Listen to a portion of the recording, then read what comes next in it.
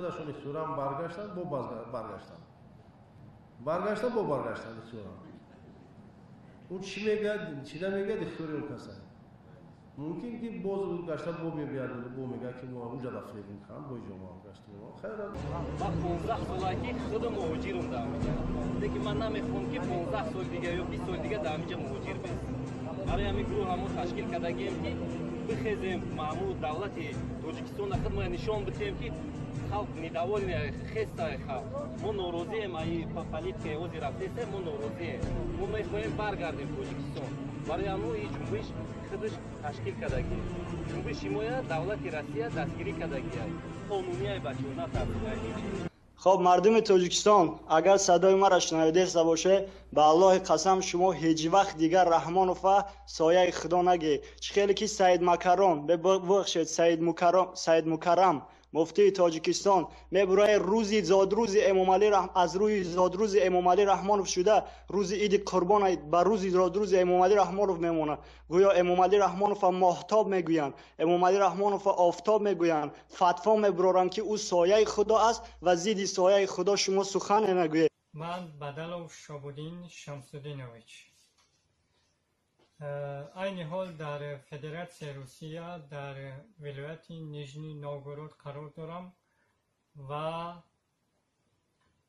پناهندگی موقتی فدراسیون روسیه را دارم و من اعضای حرکت سیاسی گروه 24 هستم. امروز یک امنیتی روس به من زنگ زد و گفت که شابودین من میخواهم که با تو یک چند دقیقه صحبتی روبرو داشته باشیم و من سراغ رو با او دادم و اون نفر با همراه 2 نفر دیگه اومد و مرا گفتن که تو در راز دادگی هستی ما میخواهیم که تو رو به تاجیکستان انتقال بدیم اگر که همکاری کنی با ما تو رو انتقال نمیکنیم. از همین لحاظ تا روز جمعه یا که پنجشنبه مرا مهلت دادن اگر که همکاری بکنی ما چیکار میکنیم ما ترا به تاجیکستان استرداد نمیکنیم. من گفتم که حجت دارم گفتم که حجت هم میتونیم که انیرول کنیم. سلام علیکم و رحمت الله و برکاته.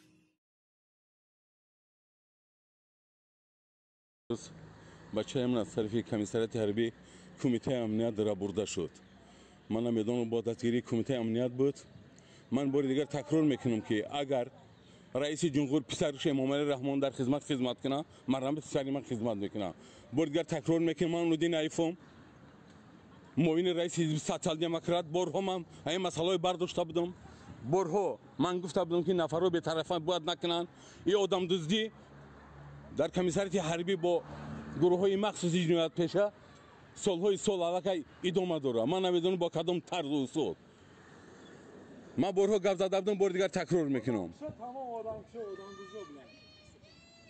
من لازم تو کنی برن کنی ببینم کنی کی میبره من ببینم اینا.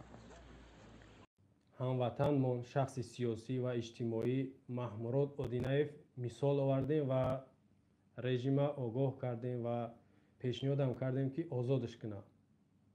معاون اولی رئیس حزب سوسیال دموکراتی و اینچنین یکی از فعالان شبکه‌های اجتماعی و یکی از شهروندان جمهوری تاجیکستان و یکی از آزادیخواه مهمترش آزادیخواه و اون هم انسان یک مرد 5 دکبر از طرف رژیم دستگیری در شهر دوشنبه در شهر حصار و 27 ینور یعنی 3 روز 4 روز پیش یک دادرس یا یک پروکورور پیشنهاد کرد که با این نفر 15 سال زندان بده یعنی جزاش 15 سال زندان اما 29 ینور علاکه 14 سال زندان به این شخص به محمود اودینایف دادن یعنی پسی پنجرش بودن به مهلت 14 سال شوخی نیست و گفتیم که گناه نداشت یکم استاتیاش برای که گردی همایی تشکیل میکرد مردم با میدان و تظاهرات دعوت کرد پیشنهاد کرد که مرا اجازت بدین این گناه نیست موافق سرقانون ماده یک باب یک ماده 27 یا 29 خطا نکنم اجازت در گردی همایی اشتراک کردن یا گردی همایی کردن اما اجازتش ندادن. ایرا یک اغواانگیزی و یک تهمت در گردنش زدن که یک جنایت ارتکاب کردن و یکی از گناههای دیگرش گویا به طرف کارمندان کمیسیت حربی شهر ایسورا دغلانه رفتار کرده است. شاید گپی سخت گفته است که این از نگاه بنده ویدیوش هست، نواراش هست، این گپی بد نبود، زیرا اونا گفتن که پسری را مجبور آوردن، زده آوردن، او خودشون جنایتکار بودن، او خودشون قانونشکنی کردن، دغلانه رفتار کردن نسبت یک شهروندی یا که یک ساکنی و اعضای این ملت یا که شهروند جمهوری تاجیکستان.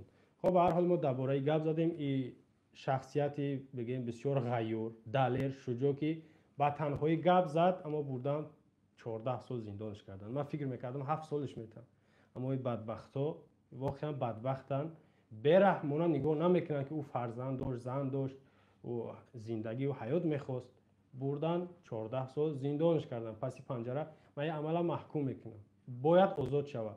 محمود اودینایف باید آزاد شود و دیگر زندانی‌هایش که هستن که سیاسی باشه، اجتماعی باشه، بیگناه و بدتهمتن، همه ما باید آزاد شوند. ما باید کوشش کنیم هر یک زندانی، هر یک محبس یا که محبوس در همو زندان دو چشم چوره که یک روز نه یک روز این درهای زندان باز میشه که یک نفر به حال ما یک کمک میکنه که دستگیری میکنه، ما این داخل میبرویم. حتی بعضی شاید مثل نو رشت راضی شوه که ای پیشوا بخشش پرسه که آزادش کنن. این خیلی هم شاید بشوه. نگاه کنید یک مثال دیگر هم برای ما الکی روشن‌تر شد که وقتی چاپلوسا و هوادارا و مخلصای رحمانوف میگن بین از نزدیک در وطن گپ زنن، اینا مثال عادی یا که مثال نو که این بار اول نیست، شخص اول نیست و شخص آخر هم نیست.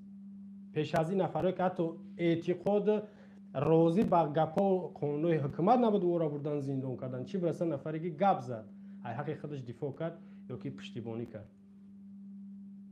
اینا ببینید در داخل نیخیل بردن زندانش کردن، در خارج حتی از امو دور هم زهرش هم کنه. رحمانوف برادر ما و شما ابراهیم مقصود سال 2015 از مسکو از روسیه دزدیدن بردنش.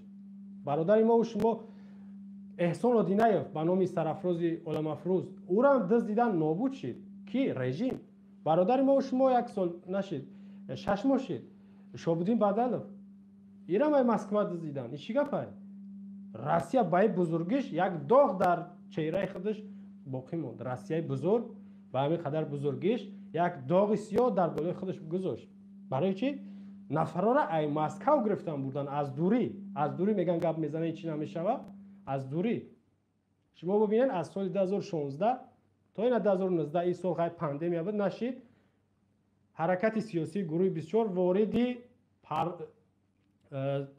سازمان امنیت همکاری اروپا داخلی یک تالار جهانی شد به نام سازمان امنیت همکاری اروپا سهش میگن در ورشوا هر سال میشید. 2016 مخالفا یک گروه علاهیده هر گروه در آمدن چهره رژیم سیاه کردن. انا شما ببینید در اینجا نام روسیه هم گرفته میشود. روسیه داغ سیاه در چهرهش ماند. دشمنای خارجی که دولت‌های خارجی بسش نبود که این کار کرد، یعنی کمک کرد رژیم شخصیت‌ها را این شهروندای ما و شما را از مسکو دزدیدن بردن در تاجیکستان زندان کردن. یا داغی که در سازمان‌ها حتی کشورها علاقه یا نامنویس شدگیان هر دفعه یک طعنه یک بگیم که لقمه بر روسیه میپرتن که تو شهروندای تاجیکستان گرفتی دادی.